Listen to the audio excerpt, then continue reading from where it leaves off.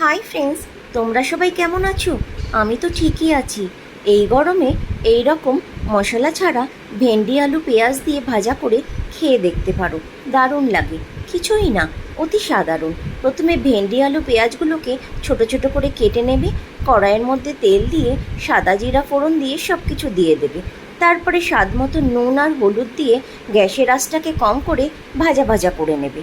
যেই দেখবে হালকা ভাজা ভাজা হয়ে গেছে, তার মধ্যে একটুখানি লঙ্কার গুঁড়ো দিয়ে আবারও একটুখানি সময়ের জন্য ভাজা ভাজা করে নেবে। দেখবে দারুণ লাগবে খেতে ডালের সঙ্গে। আমি তো প্রায়ই করে থাকি এটা, আমার তো বেশ লাগে। এই দেখো তৈরি হয়ে গেছে ভেন্ডি আলু পেঁয়াজ দিয়ে ভাজা। এটা রুটি পরোটা সঙ্গে তো ভালো লাগে, তাছাড়া ডালের সঙ্গেও ভালো লাগে। ডাল দিয়ে ভাত দিয়ে এটা খাবে, দেখবে দারুণ লাগে। আমার যেদিন রান্না করতে মন না করে, আমি এরকম সিম্পল একটা ভাজা করে নিই আর ডাল থাকে, ব্যাস তাহলেই আমার লাঞ্চটা হয়ে যায়। কেমন লাগলো রেসিপিটা জানিও কিন্তু আমাকে।